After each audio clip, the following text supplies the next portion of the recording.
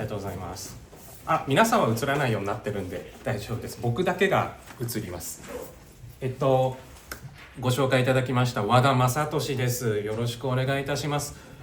皆さんと同じ晴海生でした。卒業しました、ちゃんと。はい。で、証拠にですね、当時の僕を持ってきましたのでぜひ見ていっていただけたら嬉しいです。まるで賞金首みたいに貼ってありますけども、本当に高校生だったんだなっていう、証拠です。はい。今とだいぶ違いますけれども、はい。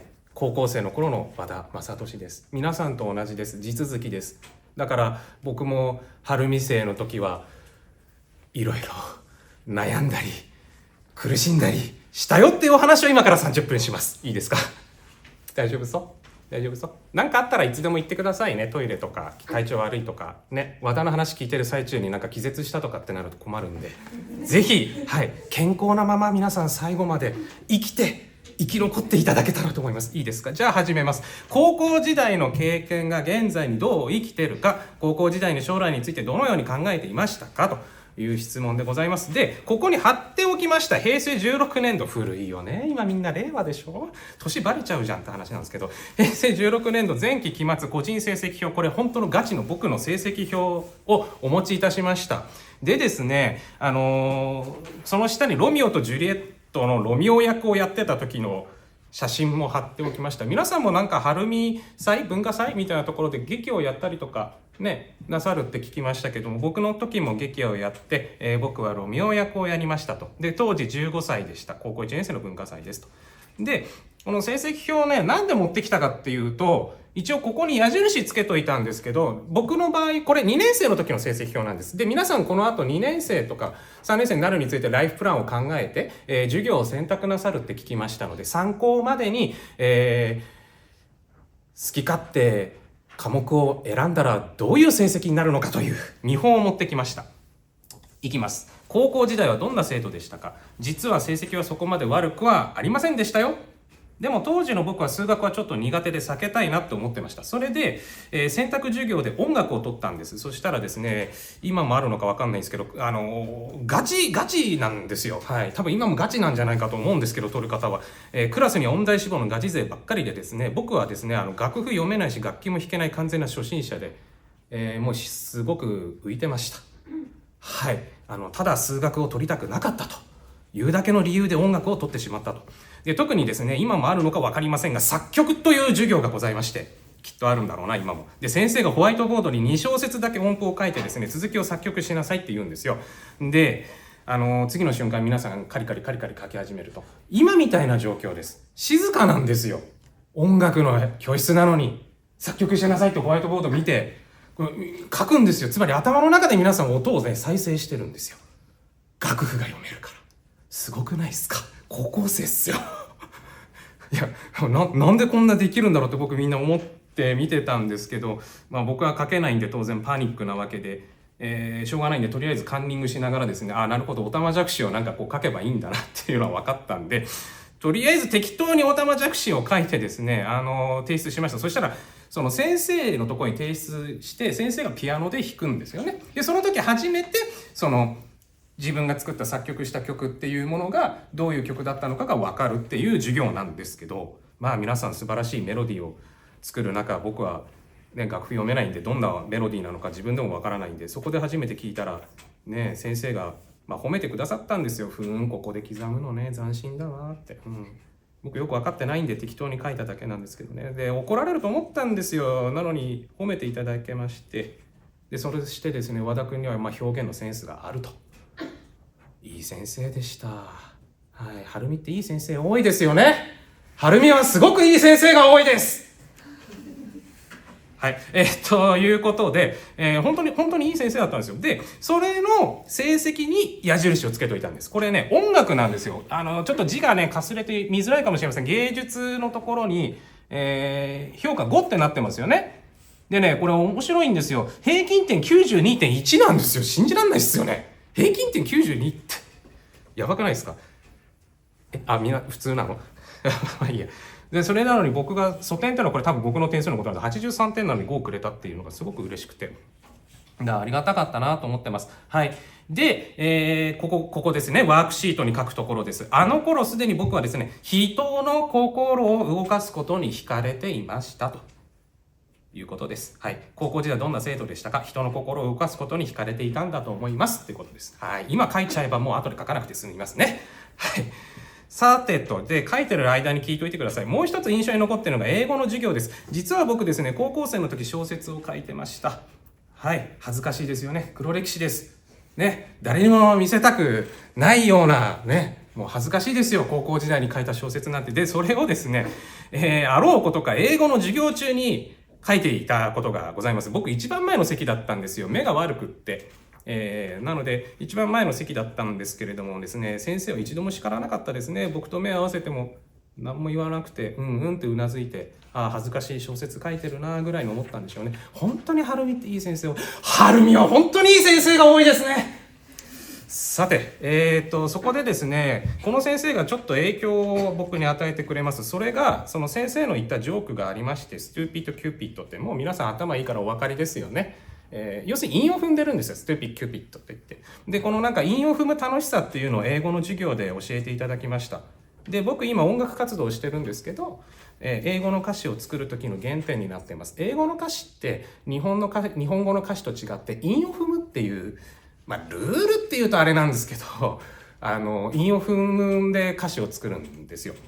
で、僕日本人なんですけど、英語よくわかんないんですけど、でも、このストゥピッド・キューピッドっていう、すごく短くて韻を踏んでるからいいなと思っててずっと覚えてます。で、その時の韻を踏むっていうその楽しさをここで学んだので、今の英語の歌詞を作る時の原点になっています。で、この高校で学んだ文学表現や言葉のセンスっていうものはですね、僕脚本も書いてるんですけど、脚本だけでなく歌詞にも生きています。で、実際僕フランス語の歌詞っていうのも作ったんですけど、フランスの方に褒めていただきまして面白いって言って、でそれがですね、餃子っていう、歌のそれはどうでもいいや。でその時ですね、高校の時に文学的な表現をしっかりしといてよかったなって、心の底から思っているよということです。だから皆様も授業を取ってですね、なんでこんなことやるんだろうって思ったりもするかもしれません。特に英語ってなんか必修なんですよね。確かね、英語は絶対取らなきゃいけないんでしょ。でね、嫌かもしれませんけども、そこで学んだことが、将来、役に立つかもよっていうことです。で特にですね、将来これになりたいって明確に決めてたわけじゃございません、僕は。で人の心を動かす仕事がしたい、そんな漠然とした憧れはありました。でそれは要するに文化祭で演技をした時になんかすごく気持ちよくって、なんか演技の道に行きたいなっていうふうには思いました。でついでに言っとくと、この個人成績表の国語、一番左国語って書いてあるんですけど、国語という名前の演劇の授業なんですよ。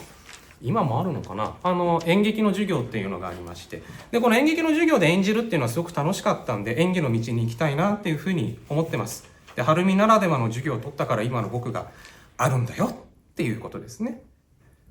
大丈夫そう？こんな感じで続きますよ、これから。今日はずっとこんな感じですよ。大丈夫？大丈夫？はい、じゃあ続きいきますね。はい、次の質問です。高校時代の経験は今にどう生きていますか？はい、ワークシート記入とするとこですね。何かな？仲間と何かを作る文化祭の経験が今の劇団を作ることにつながっています。あの時のワクワクがずっと自分を動かしていますっていうことです。さっきちょろっと言いましたけど、僕は演技をしている俳優でもあり、脚本家でもあり、劇団自体も作っています。で一応どんなやつなんだよってのが分かるようにですね、載せておきました。一応ですね、脚本では賞をいただいたこともありますよってことです。仕事の内容について、仕事のやりがいと苦労ってところなんですね。東京青春映画祭でシナリオ賞を受賞しましたよと。じゃあこれ何なのっていうと、要するに下の写真ですね。これ撮影風景です。スキンヘッドで黒いコートを着てる短パンの男が僕なんですけど、これ劇団餃子の撮影風景です。でどんな作品作ってるのっていうのは右に QR コード載っけといたんで、お時間のある時にこれカメラでパシャって撮るとYouTube チャンネル行けますんで、見ていただければなと思ってます。要するに社会問題を扱った映像作品を作って啓蒙活動みたいなことをしています。で、現在の仕事の内容は、はい、ここですね、太字。俳優脚本家として舞台や映像の脚本を書いたり演技したりしています。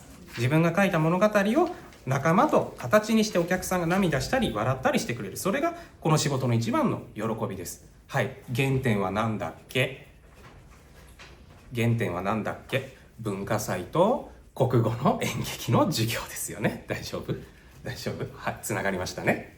つながりましたね。高校時代の僕と今やってるお仕事がここでつながるわけです。演劇の授業とか文化祭で演技をした経験が今の劇団を作ることにつながり、一応その、評価もしていただけるようになりましたよってことですね。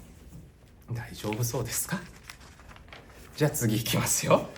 はい、仕事の、なんだっけ質問。仕事のやりがいと苦労ですね。はい、脚本っていうのはですね、一人で書いてますけども、非常に孤独でございます。はい、脚本って一人で書くときは本当に孤独ですと。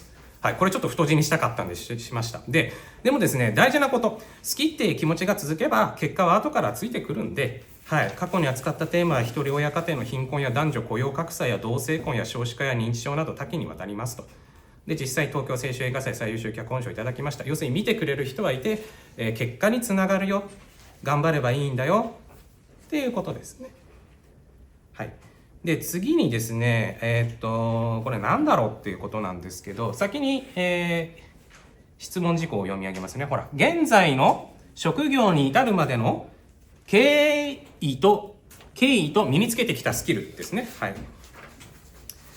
和田正俊はですね、ここだ質問ね。どんなスキルを身につけてきましたか？脚本や演技だけではなく、実は僕音楽活動してるってさっき言いましたけど、ここに出てきます。音楽や映像編集など、はい、ここ大事なキーワード。自分を表現する力を広く学び続けています。はい、どんなスキルですか？自分を表現する力を広く学び続けています。今でもそうです。学び続けていますね。で、聞いといてください。で、今は YouTube や Spotify で、オリジナル曲を配信をしております。で、最初は趣味で YouTube に公開していたら、ぜひ当社で配信させてくださいってお声掛けをいただきまして、今は、一応公式アーティストとして認証されましたと。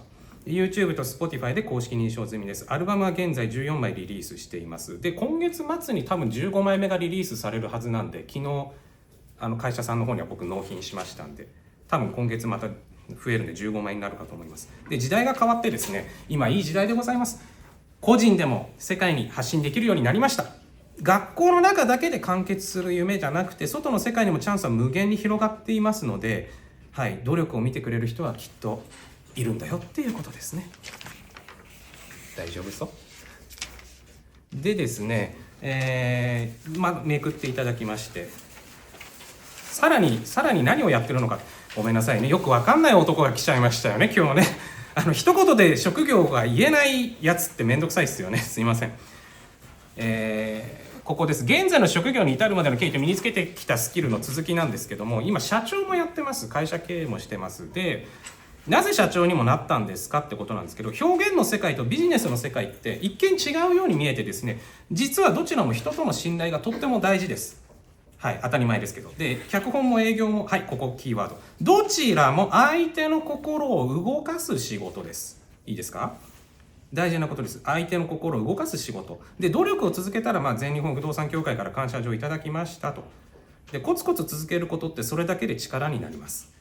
表現の世界だけで食べていくのが不安ってよく聞きますよね。はい、大丈夫なのかなって。でもですね、会社を経営していることで自分の雇用を自分で生み出して、ちゃんと地に足をつけて表現活動することが可能になりました。要するにその表現の世界だけで食べていくのが不安かもしれませんけども、別に自分で普通に会社経営して自分で会社経営してる以上絶対クビにはならないんで、はい、それで収入を得つつ表現でもまた収入を得つつだから続けられますよね。 SDGs ってやつです。はい。で、一応かっこつけたいなと思ったんで、ここはちょっと太字にしといたんですけど、夢は叶う。でも叶え方は一つじゃな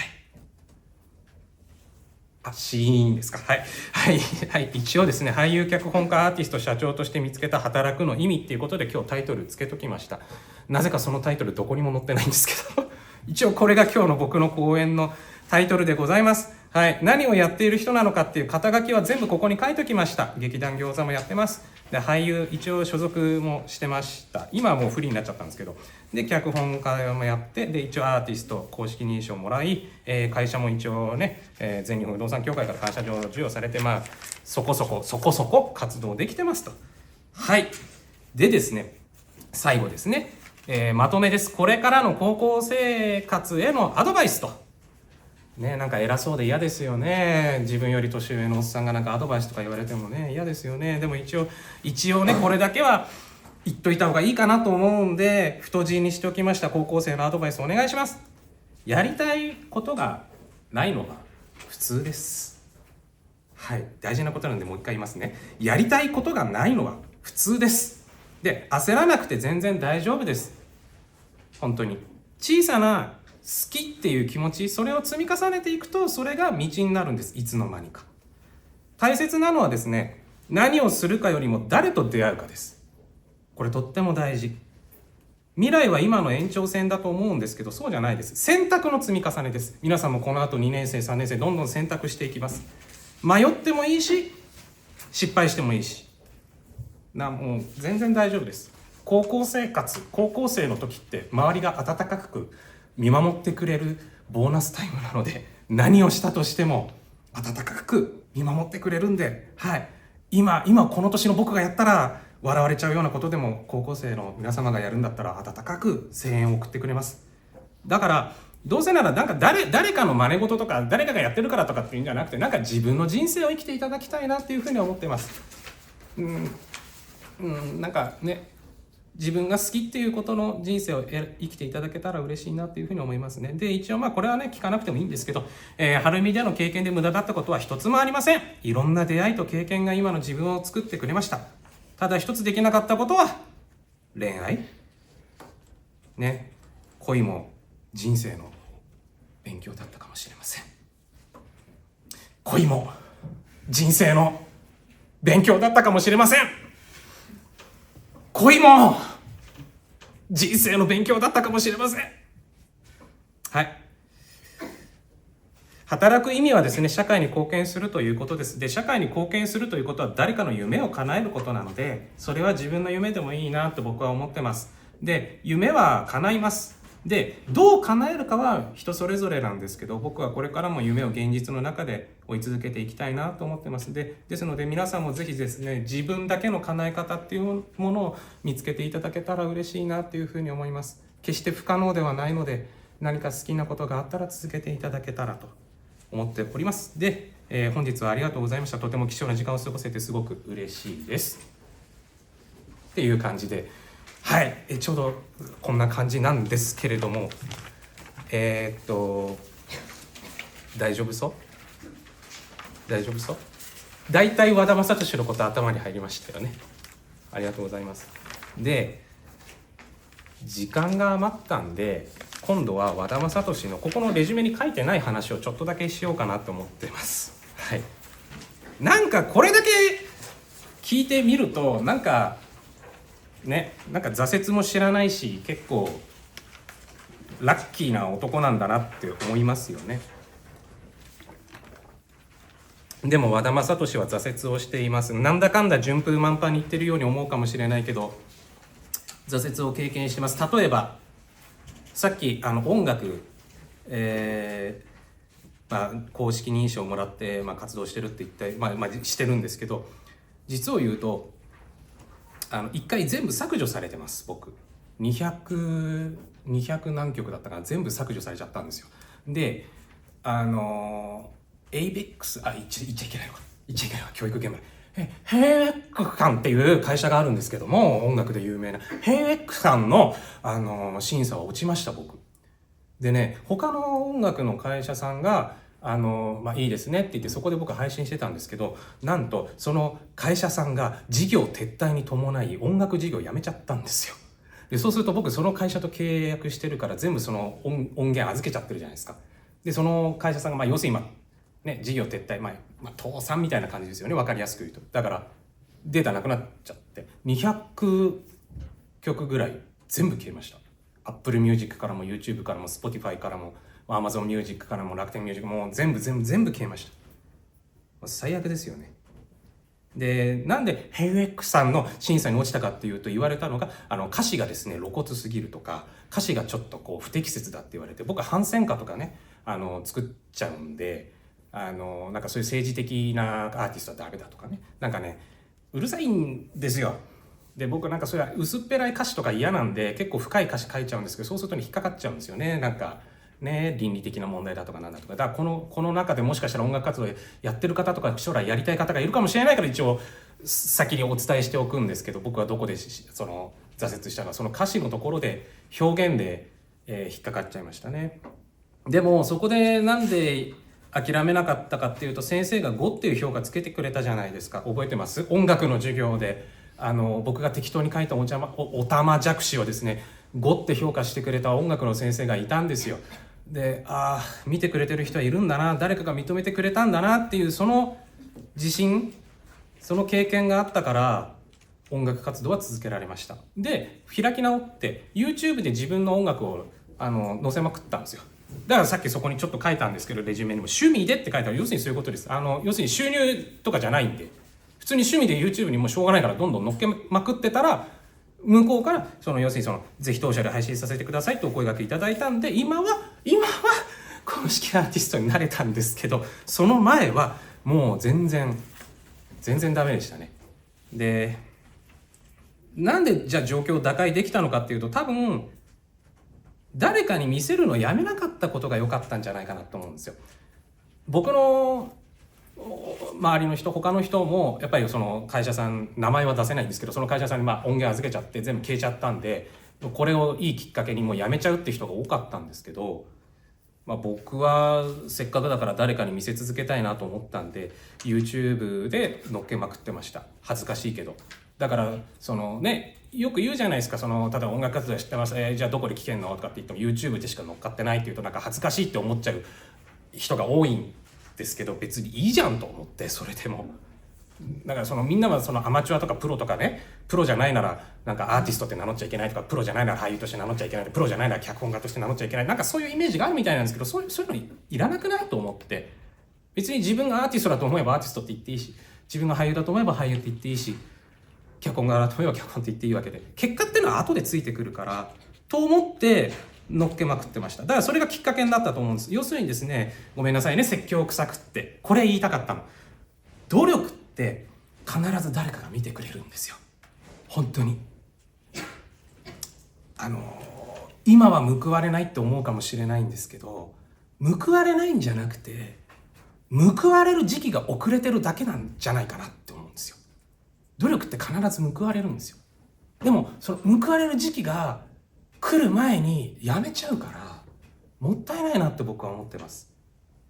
だから皆さんもですね、勉強なんか買ったりなとか、これなんでやるんだろうとか思うかもしれないし、夢を追いかけてもダメだとかプロになれないとか、なんかいろいろねマイナスに思っちゃうかもしれないんですけど、頑張るってそれだけで素晴らしいことじゃないですかと思いません？いや僕は思うんですけど、頑張るってすごくないですか？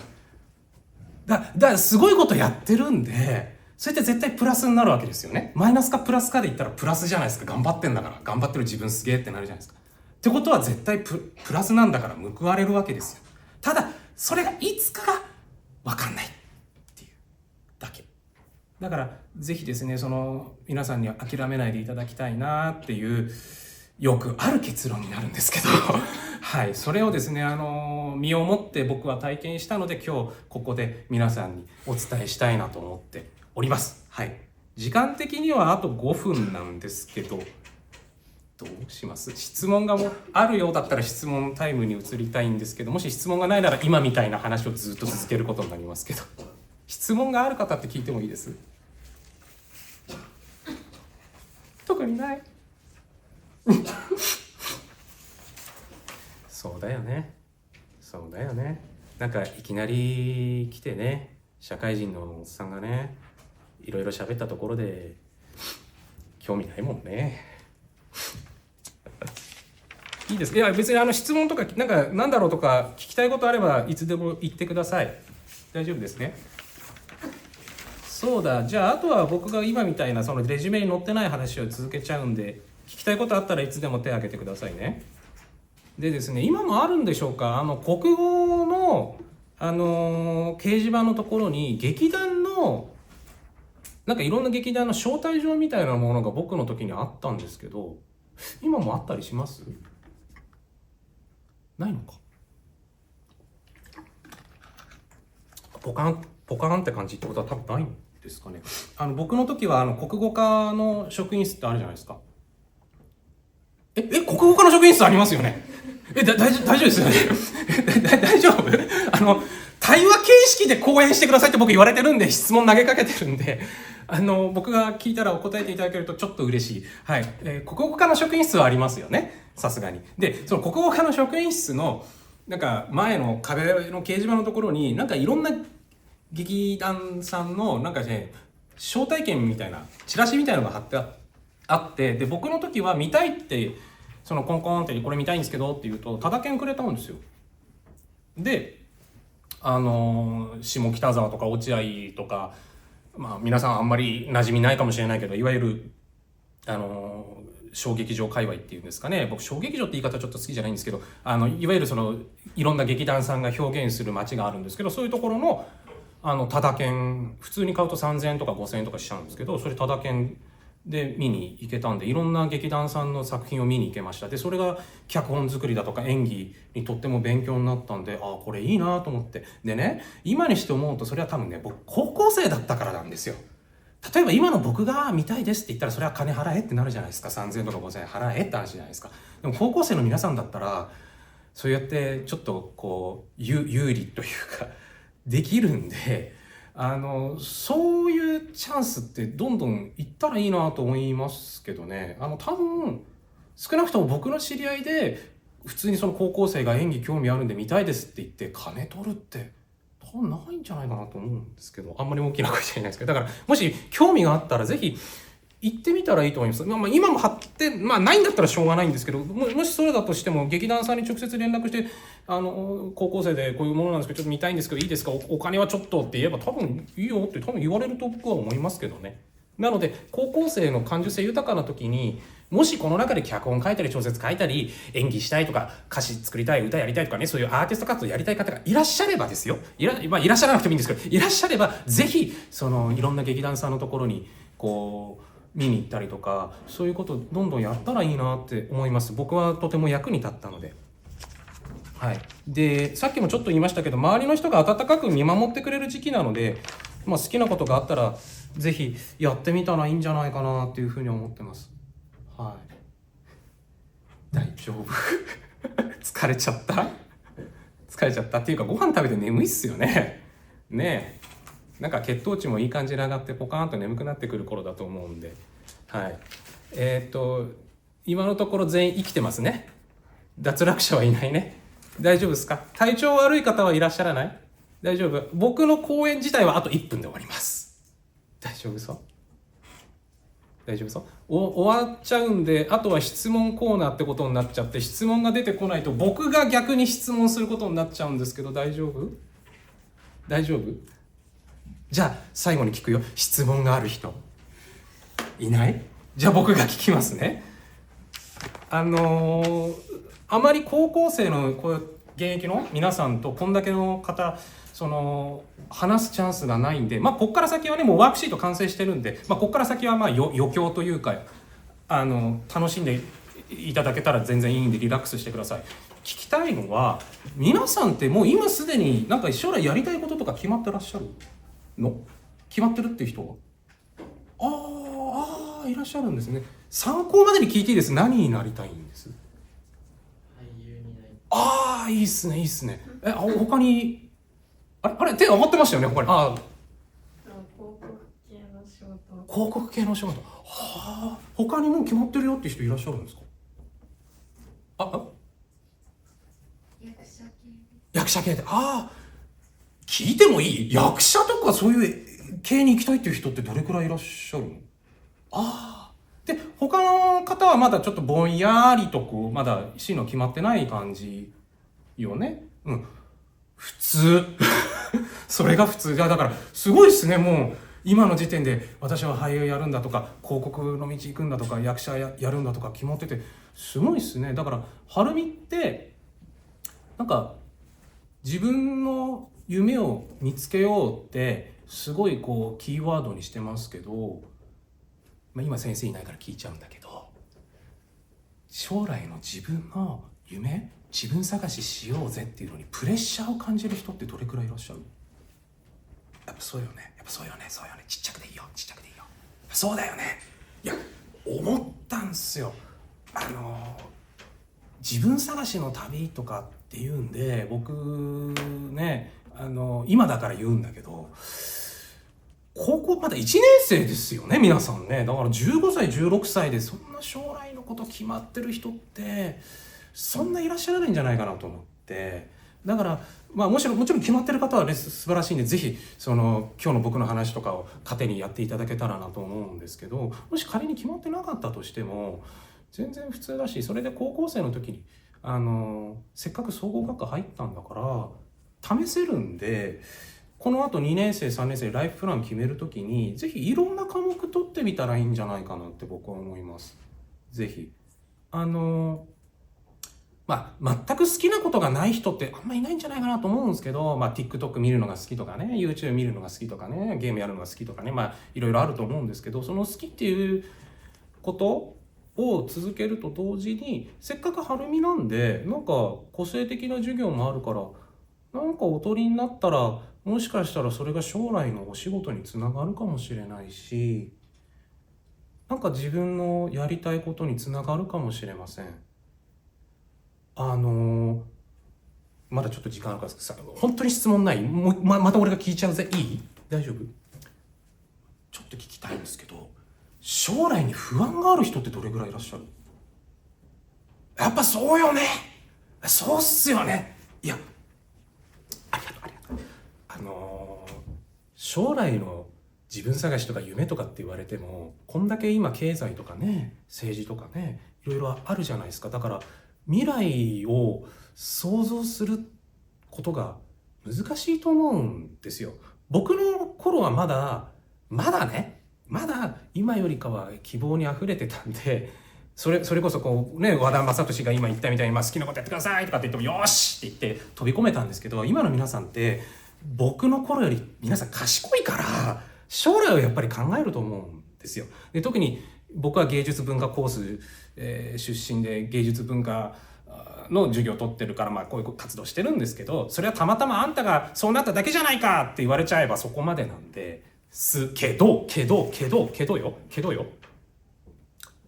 仮に僕認められなかったとしてもやってました。多分さっき言ったように音楽が全削除になっても自分で YouTube やっちゃったりとかしてるぐらいなんで、本当に好きなことってね、多分ね、お金とかあんまり考えないでやるんですよ。で、僕は何が言いたいのかっていうと、今の子たちって本当大人の責任なのよ。大人がだらしないせいなんだけど、未来に希望を持てない方が多いんじゃないかなって僕思ってて、で将来のお金のこととかね、職業のこととか、やっぱり親御さんとかね、先生からもいろいろ進路のこととか言われちゃうと思うんで、やっぱり真面目だから皆さんね、僕みたいに不真面目ならそんな話全然聞かないんですけど、皆さん真面目に聞くし、いい子だから多分本当はこういうことやりたいなって気持ちがあったとしても、進路のこと考えたり将来のこと考えてちょっと諦めちゃうというか、別の道に行っちゃうかもしれないんだけど、その時にちょっとだけ思い出してほしいのは、後悔しないって話。これだけは言おうと思ってきたんですよ。お金はね、最悪なんとかなるから。本当説得力ないかもしれないけど、みんな経済とか将来がこんだけ冷え込んでると、多分将来のこと不安で結構安全策の方行っちゃうかもしれないけど、お金はね、なんとかなるんですよ。皆さんに希望を見せない国が悪いだけですから、本当になんとかなるんで、もしも進路選択、この後2年生3年生ライフプラン選ぶときに、本当はこれやりたいんだけど進路的にこっちのがいいのかなとか、将来の食いぶちのためにこっちのがいいのかなって悩んじゃうかもしれない。その時にちょっとだけ今日の僕の話を思い出してみてほしいんですよ。もしも将来のことを考えて進路を決める時にこっちのが安全じゃないかって思ったとしても、本当にそれでいいのか。好きなことやってる時間ってプライスレスですよ。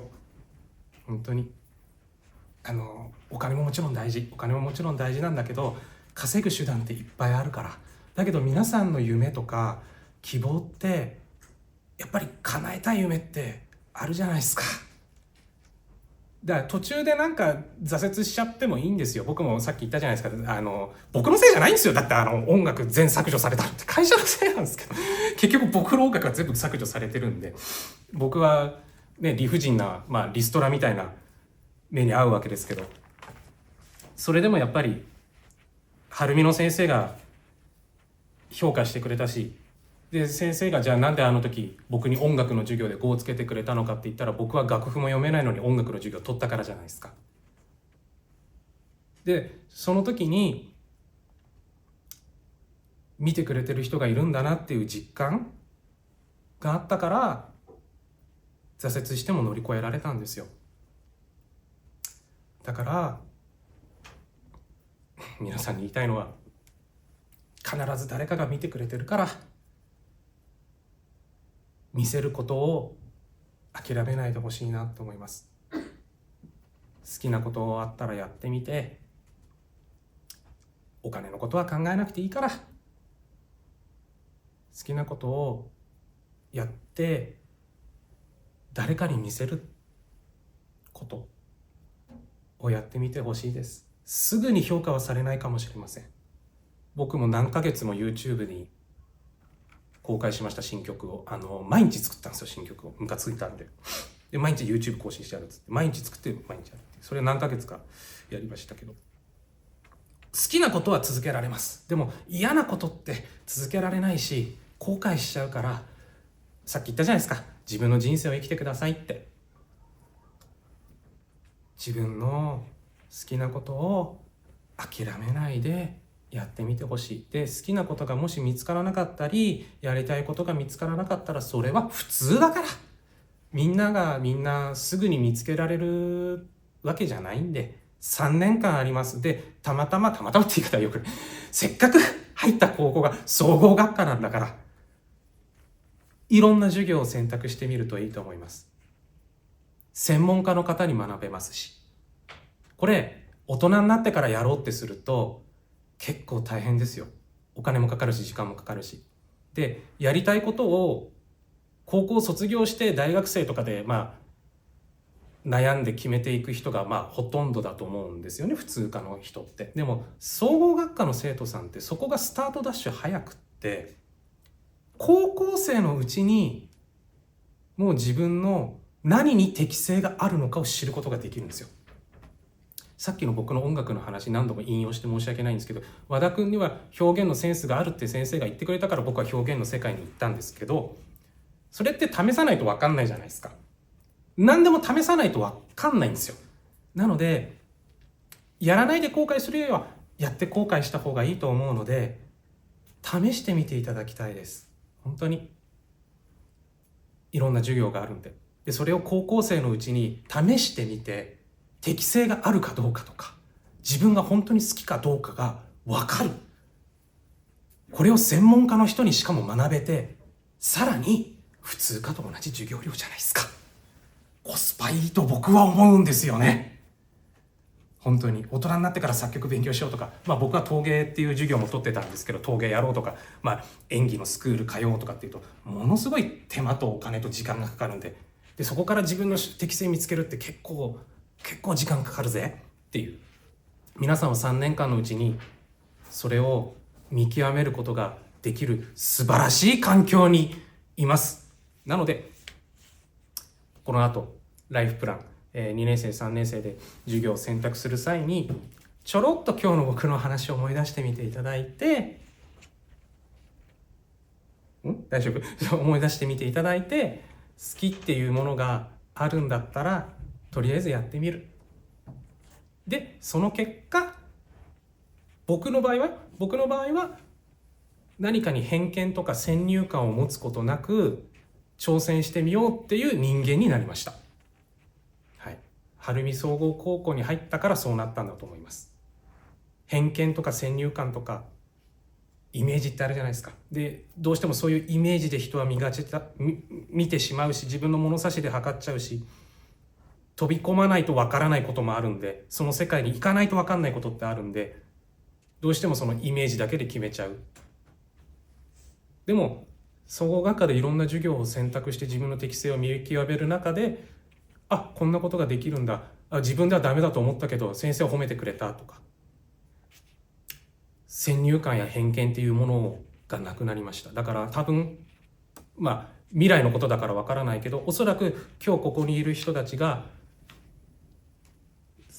2年後卒業した時には先入観とか偏見を持たないフラットな人間になってる気がします。で、そういう人がこれからの世界広がっていくと、もっと住みやすいいい場所になる気が僕はします。大事なことです。先入観や偏見持たないでその世界の人を見る、その世界のことをやってみる。なかなかできることじゃないですよ。晴海総合高校に入った時点で皆さんはその第一歩をすでに踏み出してます。もうできてるんですよ。だから自分の将来の夢は決まらないとかって焦るんじゃなくて、適性を見極める時期なんだなって思っていただければいいんですよ。で、夢が決まってるんだったら将来もしかしたらこういうことが意外と仕事に役立つかもっていうんで、いろんな授業を取ってみたら面白いと思います。まさか音楽の作詞に英語の授業が役に立つなんて、これっぽっちも僕は思ってませんでしたから。あの時英語の授業を取って教わったから英語の歌詞が今作れてますし。でも僕は別に語学コミュニケーションの授業を取ったわけじゃなくて、芸術文化で学んだわけなんですけど、だからそれが総合学科のいいとこじゃないですかと思います。大丈夫そうなんかぼーっとしちゃってますけど、平気そう。それを言いたくて来たんですよ。で、一応質問があれば答えますけど、あります？特にありがとうございます。どうぞ。課題研究って何やりましたか？あるんだよね、課題。卒業する時のやつでしょ。あれね、悩んだんですよ。で、僕もね、あれ全校生徒の中から選ばれてね、2人か3人行動で発表するんですよ、あれで。僕発表したんですけど、行動で。今でも覚えてます。僕はその時小説書いてたんですよね。高校の時、英語の授業の時に小説書いてたって言ったじゃないですか。で、小説家になりたかったんですよ、その時はね。俳優やるとか音楽のアーティストになると思ってなかったです。僕は小説家になると思ってましたから、高校生の時は。だから課題研究は演劇の授業を僕取ってたんですけど、演劇の先生が毎年オリジナルの台本を作ってくれるんですよ。で、その台本を演劇の授業を取ってる人は1年間通してちょっと勉強して最後に発表するっていう授業だったんですね。今もあるのか分かんないけど。で、何が言いたいかっていうと、先生が毎年オリジナル脚本作るんですよ。でこれを僕はノベライズしたんですよ。ノベライズって分かりますよね？大丈夫？脚本とか映画とか、あるじゃないですか。映画とかドラマとか、映像系のやつを小説にするのがノベライズっていうんですけど、僕の場合は先生が書いたオリジナル脚本を小説にしました。そしたらそれが、いいって言って受けて、発表することになったんですけど、先生はとても喜んでくれましたね。今もいらっしゃるのかな、谷直樹先生っていう、今いないのか、方がいらっしゃってね、その先生がすごく喜んでくれました。まさか自分の書いた脚本をね、小説にしてくれるなんて思わなかったみたいで。だからこういう言い方したらね、申し訳ないんですけど、そういうので課題研究ってできるんで僕本当小説ばっかり書いてましたから、英語の授業の時も。だからそれで課題研究もクリアしちゃいましたって感じ。ちなみに何をやろうとかってまだ決まってないんでしょ？なんか、理科系で実験をしたい。理科で実験？いいっすね。理科で実験ってすごくないですか？なんか理科でそういう実験をしてそれを発表するってすげえ大事ですよね。いやごめん、チープに聞こえるかもしれないけど、俺社会人でだから言うんだけど、これもね、ごめん、時間あるからじゃあこれも言っとくね。皆さんが総合学科ですげえなって思う一つは発表する機会がめっちゃ多いじゃないですか、総合学科って。で今言ったみたいに理科の実験をやって発表するって大人になったらそれプレゼンテーションって言うんですけど、大人になったらプレゼンテーションばっかりやるんですよ。本当に企画だとか、広報もそうですし、もちろん演技やるって言ったらプレゼンね、オーディションで自己 PR しろとか無茶ぶりされるんですよ。で要するにプレゼンテーションをする機会って大人社会人になったらめっちゃ多いんで、大学生になってから皆さんようやくそのプレゼンテーションの大切さに今気づいて、大学生とか専門学校入ってからプレゼンテーションを学ぶ人が多いんですけど、今皆さんは高校生のうちからそれこそ課題研究のこと考えてるじゃないですか。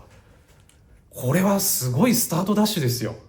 本当に普通科のそういうプレゼンテーションの発表の機会のない人と比べたら、皆さんはそれだけ人前で発表する機会に慣れてるわけだから、場数踏んでるわけですから、これは将来絶対プラスになるなと僕は思ってます。なのでぜひ理科の実験をここでして発表してみてください。すごい緊張するかもだけど、僕はとてもできない僕は陰キャだったから人前に出ることが苦手だったから小説ばっかり書いてました。ありがとうございます。ありがとうございます。いや、こんなんで大丈夫です。大丈夫です。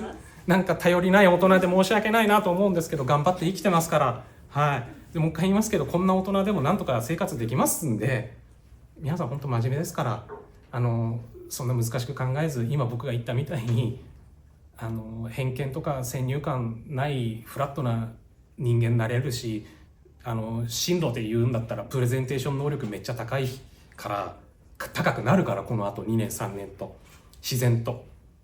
いや、すごいスタートダッシュは皆さん普通科の方と比べて素晴らしいスタートダッシュがありますんで、それは安心していただきたいなと思います。自分がねその環境にいるとね、自分がいかに恵まれてる環境にいるかってなかなかわからないものなんですけど、社会に出るとよくわかるんですよ。あの時プレゼンやっておいてよかったなって。はい、オーディションもそうですよ。人前で話すって結構ね、特に印象を残さなきゃいけないから、そういう意味でもプレゼンテーションは大事なんで、僕聞きに行きたいなと思いますね。ぜひね、そういうのがあったらね、素晴らしいなと思います。あと大丈夫そうです。あと2分くらいで終わりますけど、質問とかあったりします？もう興味ないっすよね本当にありがとうね。今日はありがとうございました。なんか最後まで聞いてくれて嬉しかったです。本当に僕の予想では、半分以上の人が多分途中で寝るんだろうなと思ってたんですけど、なんか皆さんが最後まで起きてしっかり話を聞いてくれて嬉しかったです。皆さんも多分20年後かに僕みたいに多分在校生に話すっていうことが巡ってくる可能性がありますので、はい、その時は多分忘れてると思いますけど、その時はあの時の和田正俊緊張してたな、こういう感覚だったのかって多分思い出してくれたら嬉しいなと思います。最後まで聞いてくれてありがとうございました。ありがとうございました。先生が誰もいない先生が誰もいない。ということでもう大丈夫ですよ。もう終わりですので、はい、ありがとうございました。こんな感じです。次も頑張って6次元目も聞かなきゃいけないもんね。大人の話をね、めんどくさいよね。頑張って。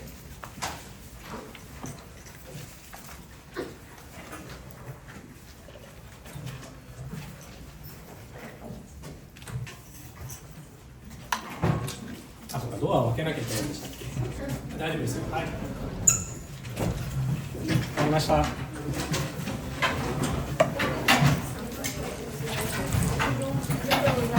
りがとうございました。ありがとうございました。ありがとうございました。